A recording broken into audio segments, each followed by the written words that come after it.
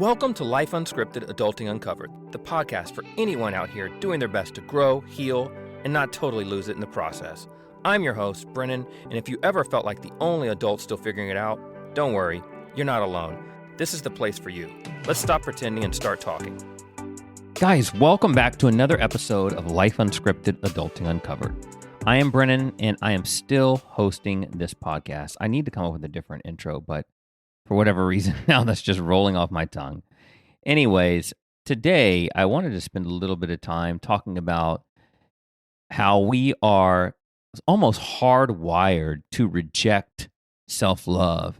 And I don't know if sometimes you've ever noticed that you hear these things like, just be positive, like go look in the mirror and give yourself some affirmations, write down these affirmations. And maybe you write them down and you feel like they work for a second, or you go up there and you tell yourself how beautiful you are and how much you love yourself, and you're staring in the mirror and you're really feeling it in that moment. And the next day you try it again and it has no effect. And so, sometimes we hear these things just to go look in the mirror and tell yourself, just be positive, and you just feel like you're just lying to yourself. And we often repeat those affirmations, but sometimes there's a voice inside our head that's just not buying what we're saying. And you may think that you're broken or that your brain's not working, or maybe you're saying the affirmation's wrong, but there's actually a scientific reason as to why this is occurring. And it's not because there's something wrong with you or you're malfunctioning. It's that your brain is wired to reject what it doesn't believe is true. And today we're going to go look at the neuroscience behind this, and I'll show you how to work with your brain and build self-love that actually sticks to you and will help you move forward. Why does just think positive so often backfire? It comes down to your brain's number one priority, and that's to keep you safe. Your brain is this fight or flight system. So think of your brain's survival system like this hypersensitive, like threat monitoring software. Its main job is to constantly scan for anything that seems off or dangerous, and its goal is to constantly keep you safe. When you have a deep-seated negative belief, something like I'm not good enough, or I'll never have this, or I'll never do that, your brain has filed that away as a hard fact, and that's what it believes. So when you suddenly stand in front of the mirror and you start saying, well, I am worthy, I'm successful, I'm rich, I'm beautiful, your brain's internal conflict detector, it goes off because there's a clash between this new mantra that you're trying to develop and this old core belief, and it's called cognitive dissonance. And the part of your brain that senses this inconsistency is the anterior cingulate cortex, and it signals that something is wrong. And this can trigger your brain's emotional center, which is called the amygdala, and it creates feelings of discomfort and anxiety because your brain knows that you're lying to yourself. And that discomfort actually makes the original negative belief feel more real, and therefore it seems more safer to your brain. So your brain wants to reinforce that because it feels like it's the safe place to be and to keep you safe, and that's your brain's job. This isn't a personal failure on your behalf. It's your brain just doing its job to protect you from what it thinks is a delusion or a dysfunction. And so forcing an affirmation that you don't believe creates this internal like back and forth or this tug of war, and the old belief often digs its heels deeper into your brain, and so it becomes a struggle.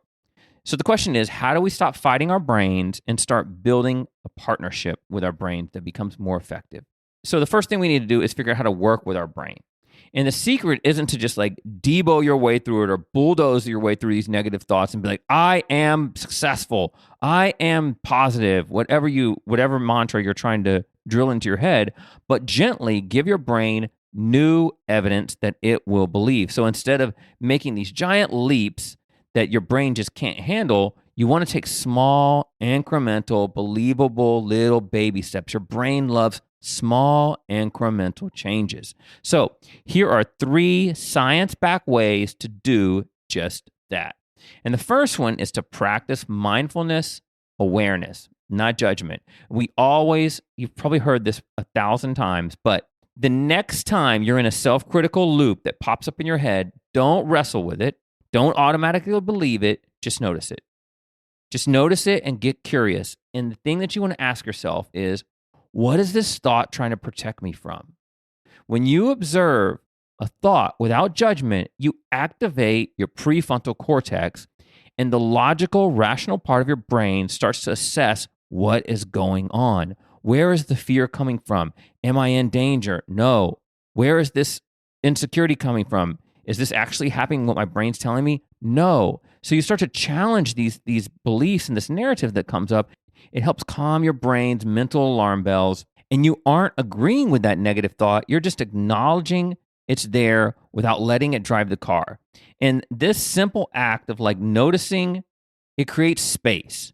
And in that space, you get to choose a different response. And we're not talking about a massive amount of time. We're talking about milliseconds to seconds to make a decision and insert something else.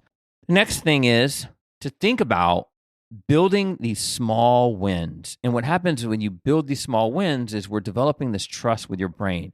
Your brain builds confidence with proof, and you can't just wish this to happen. So instead of trying to convince yourself that you're a disciplined person, you need to show your brain what that actually looks like. And you can do that by choosing very small wins. So if you need to drink more water, maybe you commit to drinking 1 glass of water every time you wake up. And then when you wake up and just do that small act, your brain starts to understand, okay, I'm starting to trust this, right? Or if you say, hey, I'm going to do 1 minute of meditation every day, something simple like that. Or maybe you just go clean your bathroom. If you're like, today I'm going to clean my bathroom for 5 minutes, and you just go do that thing. And each time you follow through with that little tiny simple promise, your brain gets a little bit of dopamine. And we all know what dopamine is, but it's that feel-good chemical that reinforces action, and it creates a positive feedback loop. And these micro wins, they literally start paving new neural pathways. And so you're not forcing a belief, but you're giving your brain this proof that you're someone who shows up for yourself. And over time, that evidence, it builds real trust with your brain. And another thing is self-compassion. So when you're struggling, the last thing your brain wants is a cheerful, unbelievable bullshit statement. It wants kindness. And there's a doctor in Texas named Dr. Kristen Neff who has done a lot of work on self-compassion. And she's actually written these self-compassion scales, and you can go check them out at selfcompassion.org. And the next time you feel overwhelmed or self-critical, you can try these very simple 3-step breaks. And so the first one is to acknowledge your feeling. So say to yourself, this moment of suffering, ouch, this hurts. Or, oh my God, that sucks. Something that acknowledges that you're feeling what you're feeling. And then the second thing is to connect to that human experience. So remind yourself, suffering is part of life. I'm not the only person that feels this way. I'm not the only person who's experienced this situation. And you're recognizing that this is just common part of humanity and other people do this. And then the third thing is to offer yourself kindness. And so you could do something like putting your hand over your heart and gently say, may I be kind to myself in this moment. Or say something kind to yourself. Just talk to yourself like you are parenting a child. It's okay, buddy. You can get through this. That's all right. We'll do better next time. Something to that effect where you are just offering yourself kindness in those moments. And these approaches work because it meets you where you are, and it acknowledges the pain instead of pretending that it's not there, and it soothes your brain's threat system, and it builds this foundation of really gentle self-support that we all need. Real, lasting love isn't built by shouting at your reflection until it believes you. You're not going to bulldoze your way into being this super person. It's built by ending this war that you have going on inside of your head and starting a cooperative partnership with your brain. And it's really about noticing your thoughts without getting too caught up in them and getting swept away. But you want to gather like little tiny pieces of evidence that you can build trust within yourself, and you start to have a better relationship with the thoughts that are going on in your head. And you want to offer yourself kindness along the way, because that's really when you need it most.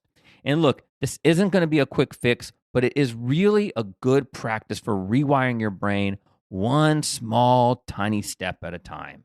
So guys, I will end there today. If this helped you out, send it to somebody who needs to hear it. Like, subscribe, comment. I'm Brennan, and this is Life Unscripted, Adulting Uncovered. I will catch you on the next one. Take care.